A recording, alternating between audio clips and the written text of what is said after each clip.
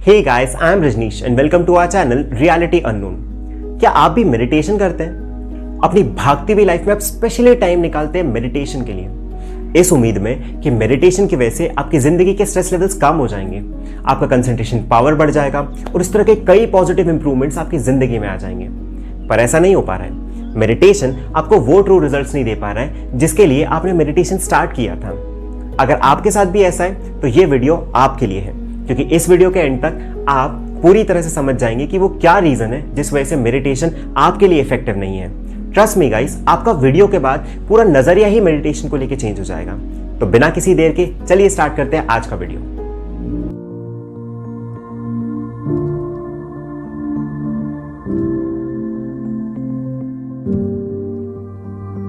Meditation के results जिस level पे आप चाहते हैं उस लेवल पे ना मिल पाने के जो रीजंस होते हैं उन्हें हम 4 ब्रॉड कैटेगरीज में डिवाइड कर सकते हैं, जिनमें से जो चौथी कैटेगरी है गाइस वो सबसे बड़ा रीजन होता है जिसकी वजह से हम एक लेवल ऑफ मेडिटेटिव एक्सपीरियंस के आगे बिल्कुल नहीं पहुंच पाते। तो वो क्या है देखने के लिए वीडियो को एंड तक जरूर देखिएगा। चलिए स्टार्ट करते हैं with the first category of reasons. तो पहला रीजन जिस वजह से मेडिटेशन हमारे लिए काम नहीं कर पाता वो ये है कि हमें एक्चुअली पता ही नहीं होता है मेडिटेशन ट्रूली है क्या। हम हमेशा मेडिटेशन को एक प्रोसेस की तरह, एक एक्ट की तरह समझते हैं, एक ऐसा एक्ट जिसे करके हमारी लाइफ की सारी प्रॉब्लम्स को ओवरकम करने की कोशिश करते हैं। बट इन रियलिटी ऐसा नहीं है। मेडिटेशन अपने आप में कोई प्रोसेस या एक्ट नहीं है, वो तो एक ऐसा स्टेट है जिसे हम अचीव कर सकते हैं। एक ऐसा स्टेट जिसे अगर हम अचीव करें और हम थ्रू आउट आवर डे अगर उसे मेंटेन करके रखें तो हमारी लाइफ की मैक्सिमम प्रॉब्लम्स तो ऐसे ही सॉल्व हो जाएंगी। बट आज अगर आप इंटरनेट स्क्रॉल करेंगे ना तो आपको 18 अलग अलग तरह की मेडिटेशंस मिल जाएंगी। और ये 18 अलग अलग तरह की मेडिटेशंस नहीं होती हैं, ये 18 अलग अलग तरीके वो बताने की कोशिश करते हैं जिससे आप उस पर्टिकुलर स्टेट को, मेडिटेटिव स्टेट को अचीव कर सकते हैं। पर होता क्या है, हम इस प्रोसेस को ही मेडिटेशन समझ लेते हैं और इसी में रह जाते हैं, जिसकी वजह से मेडिटेटिव स्टेट को फील करना या उसके ट्रू एसेंस को समझना हम उससे बहुत दूर रह जाते हैं, जिसकी वजह से वो हमारे लिए इफेक्टिव नहीं हो पाता और हमें लगता है कि हमारे लिए मेडिटेशन काम नहीं कर रहा है।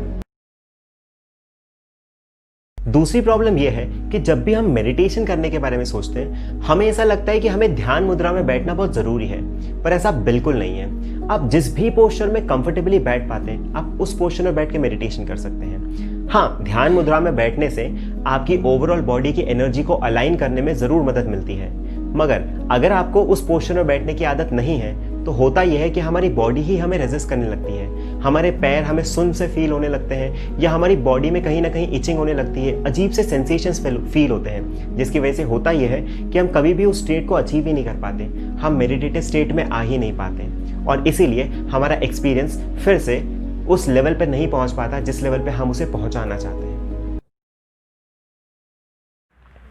तीसरा रीजन जो हमें डीप मेडिटेटिव स्टेट्स अचीव करने से रोकता है वो ये है कि अगर एक बार हम कोई blissful state during meditation achieve करते हैं, हम बहुत अच्छा फील करते हैं जब एक बार मेडिटेशन करने के बाद, तो हम अगली बार से ये कोशिश करते हैं कि हम उसी एक्सपीरियंस को रिक्रिएट करें। हम बार बार हमारा फोकस जो है वो मेडिटेशन से उस स्टेट को अचीव करने में लगाते हैं, जिसकी वजह से हम कभी ट्रूली मेडिटेट नहीं कर पाते। इनफैक्ट अगर हम उस पर्टिकुलर स्टेट को रिक्रिएट करने की कोशिश करते हैं तो हम ये नहीं समझते कि वो जो एक्सपीरियंस था वो एक पर्टिकुलर लेवल तक रेस्ट्रिक्टेड था और उसके आगे भी आप मेडिटेटिव स्टेट में आगे बढ़ सकते हैं, मगर आप बिल्कुल नहीं बढ़ पाएंगे अगर आप उसी चीज पर फोकस करेंगे। इसीलिए अगर आपको एक बार कोई मेडिटेटिव स्टेट या कोई ब्लिसफुल स्टेट फील हुआ है तो आप उस सिचुएशन को, उस एक्सपीरियंस को रिक्रिएट करने पर फोकस मत कीजिए। आप उसे अपने आप में एक अच्छे अचीवमेंट की तरह समझिए जिसे आपको एक ट्रॉफी की तरह साइड में रख देना है और आपको आगे अपनी जर्नी बढ़ाना है।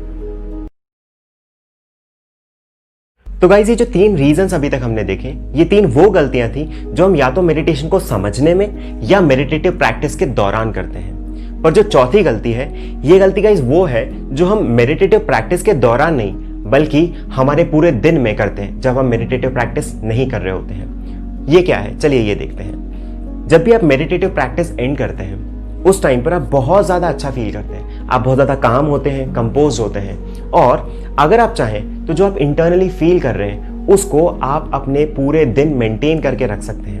आप अपना पूरा रूटीन फॉलो कीजिए, जो करते हैं वो कीजिए, अपनी डेली जिंदगी में बिल्कुल अपनी उसी तरह से कंटिन्यू कीजिए एक्सटर्नली, हम चाहें तो बट ये जो इंटरनल पीस हमें मिला है इसको हम मेंटेन करके थ्रू आउट आवर डे रख सकते हैं, बट हम एक्चुअली इसका कंप्लीटली ऑपोजिट करते हैं। हम जैसे ही हमारे डेली रूटीन में लगने लगते हैं उस टाइम पर हम जो भागदौड़ हमारी ज़िंदगी की होती है उस भागदौड़ को हम सिर्फ एक्सटर्नली रेस्ट्रिक्ट नहीं करते, हम उसे इंटरनली भी ले जाते हैं। उसकी वजह से हम बहुत ज़्यादा बेचैन होने लगते हैं और ये जो काम एंड कंपोज नेचर हमने जो फील किया था उसको हम बिल्कुल भूल जाते हैं।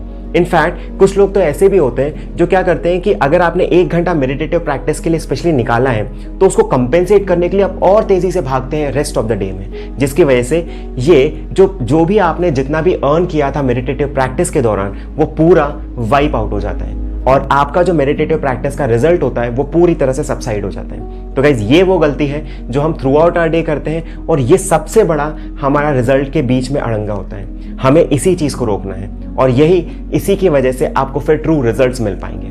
तो गाइज ये वो 4 रीजंस थे जिनकी वजह से मेडिटेटिव प्रैक्टिस हमारे लिए इफेक्टिव नहीं हो पाती। मगर ये इकलौते नहीं है, सिर्फ यही रीजंस नहीं होते जिसकी वजह से मेडिटेशन हमारे लिए वर्क नहीं करता। हमारे दिमाग में से बहुत सारे मिथ हम मेडिटेशन को लेके बैठे हुए होते हैं और ये जो हमारे मिथ होते हैं यही एक्चुअली और ज्यादा प्रॉब्लमैटिक कर देते हैं हमारे लिए मेडिटेशन के रिजल्ट्स को अचीव करना। तो चलिए देखते हैं कुछ ऐसे कॉमन मिथ जो सबसे ज्यादा प्रॉब्लमैटिक होते हैं हम सबके लिए। पहला मिथ है कि meditation is a way of running away from our problems. Guys, meditation अपने आप में प्रॉब्लम से भागने का तरीका नहीं होता, ये इनफैक्ट हमारी प्रॉब्लम से इफेक्टिवली डील करने का तरीका होता है। अगर आप मेडिटेटिव स्टेट अचीव करें तो वो जो काम एंड कंपोज नेचर आपका हो जाता है उसकी वजह से आप सारी प्रॉब्लम से इफेक्टिवली डील कर पाते हैं। हमारा दूसरा मिथ जो है वो ये है कि meditation must be practised in silence.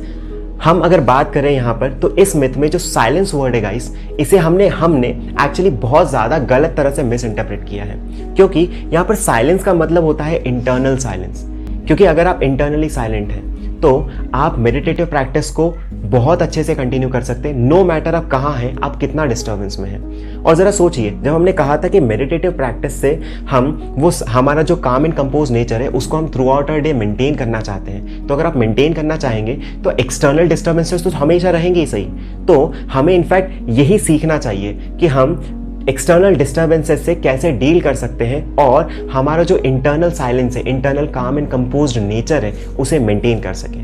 हाँ, मगर एक बिगिनर की अगर बात किया जाए तो उसको हमेशा ये कहा जाता है और ज़रूर कहा जाता है कि आप एक्सटर्नल साइलेंस पे फोकस कीजिए। जब आप एक्सटर्नली साइलेंट हो, आप एक्सटर्नल साइलेंट वाले इन्वायरमेंट में हो, तभी आप मेडिटेटिव प्रैक्टिस कीजिए। क्यों? क्योंकि मेडिटेटिव प्रैक्टिस में एक्सटर्नल साइलेंस इनिशियली होना आपको इंटरनल साइलेंस की टुवर्ड्स लीड करता है।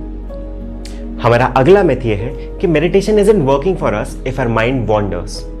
मतलब अगर आपके दिमाग में कंटिन्यूसली थॉट्स आ रहे हैं तो मेडिटेशन आपके लिए काम नहीं कर रहा है, पर ऐसा बिल्कुल नहीं है। अगर आप बिगिनर हैं तो आपके दिमाग में कंटिन्यूसली थॉट्स आना तो बिल्कुल कॉमन है, बहुत जायज़ सी बात है, और उस टाइम पर भी आप मेडिटेटिव प्रैक्टिस में आगे बढ़ सकते हैं। कैसे? ये समझिए कि मेडिटेटिव प्रैक्टिस एक्चुअली होता क्या है। हम सिंपली बस मेडिटेशन को एज एन एक्सरसाइज समझ सकते हैं जहां पर हम हमारी अवेयरनेस को कंट्रोल कर रहे हैं। हम हमारी अवेयरनेस को कंट्रोल कर रहे हैं सो दैट हम उसे जहां ले जाना चाहे वहीं ले जाएं। तो उस टाइम पर जिस तरह से आप एक रोड के पास खड़े हों और बहुत सारे व्हीकल्स आते जाते रहते हैं और आप किसी भी एक व्हीकल पे इंडिविजुअल अटेंशन पे नहीं करते, उसी तरह से जब आपके दिमाग में बहुत सारे थॉट्स आए, आप अपनी अवेयरनेस को किसी भी एक पर्टिकुलर थॉट पे मत जाने दीजिए। आप उसे कंट्रोल करिए, उसको ऐसे ही रखिए और सारे थॉट्स को कंटिन्यूसली फ्लो होने दीजिए।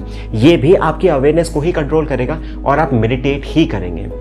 इससे इनफैक्ट एक और फायदा ये होगा कि आप अपने आप को एक ऑब्जर्वर की तरह बना पाएंगे और अपने थॉट से बिल्कुल अलग महसूस कर पाएंगे, which is again disidentification from the mind. तो गाइस, जो हमारा नेक्स्ट मिथ है ये मेरा पर्सनल फेवरेट है, ये मुझे बहुत ज्यादा इंटरेस्टिंग लगता है। वो ये है कि meditation is a religious practice.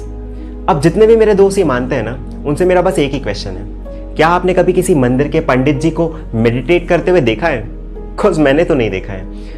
आज हम ये बिल्कुल इसीलिए शायद समझ सकते हैं क्योंकि आज अगर हम बुद्धा की कुछ पिक्चर्स देखें तो हमें मैक्सिमम पिक्चर्स में बुद्धा मेडिटेट करते हुए ही दिखते हैं।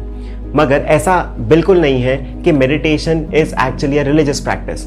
आज अगर आप 21st सेंचुरी में, आज की इस 21st सेंचुरी में देखेंगे तो आपको हर इंसान मेडिटेट करते हुए दिखता है, वो भले रिलीजियस हो या नहीं हो, क्योंकि आज मेडिटेशन हमारे लिए एक ऐसा जरिया हो गया है जिससे हम एक बेटर लाइफ जी पा रहे हैं। ये एक आर्ट ऑफ लिविंग बन चुका है एंड दैट इज वाई इसे समझना कि ये एक रिलीजियस प्रैक्टिस है सबसे बड़ी गलती होगी।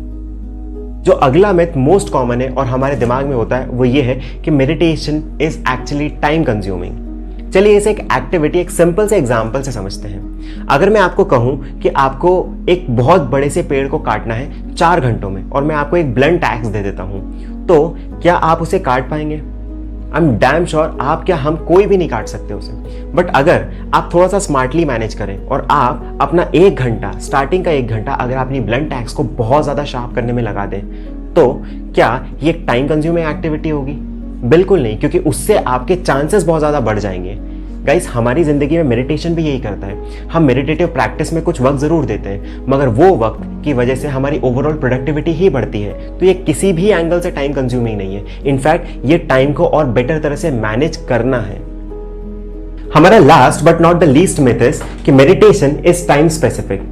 हम किसी स्पेसिफिक टाइम पर ही मेडिटेट कर सकते हैं, मगर ऐसा बिल्कुल नहीं है गाइस। हम जिस टाइम पर कंफर्टेबल फील करें, जिस टाइम पर हम इंटरनली साइलेंट हो, हम उस टाइम पर मेडिटेट कर सकते हैं। एक्चुअली होता क्या है, हम जब इसे टाइम स्पेसिफिक समझते हैं, मान लीजिए आपने कहा कि सुबह मेडिटेट करना बहुत जरूरी है और सुबह ही किया जा सकता है, तो हम क्या करते हैं, अगर हम एक दिन सुबह नहीं कर पाए तो हम थ्रू आउट आवर डे अगर हमें टाइम मिले भी तो भी हम नहीं करते हैं, और इस वजह से हमारी जो कंटिन्यूएशन रहती है, जो रिदम रहता है, वो ब्रेक होता है। तो ये मिसकंसेप्शन अगर आपके लिए रेस्ट्रिक्शन बन रहा है तो इसे अपने दिमाग से हटा दीजिए। तो गाइज, ये थे वो रीजंस जिस वजह से मेडिटेशन के डिजायर्ड रिजल्ट्स आपको नहीं मिल पा रहे थे। बट अगर आप इन चीज़ों का ध्यान रखेंगे तो आई कैन अश्योर यू आपको 100% रिजल्ट्स मेडिटेशन से मिलेंगे and you will experience a new life. आपकी जर्नी बहुत नए तरह से स्टार्ट होगी और ये हमारी कोशिश थी ताकि हम आपकी इस चीज़ में कुछ मदद कर सकें। अगर आपको वीडियो पसंद आया हो तो लाइक और शेयर कीजिएगा, और अगर आप हमारे चैनल पर नए हैं तो सब्सक्राइब करके बेल आइकन जरूर दबाइएगा। Thank you guys.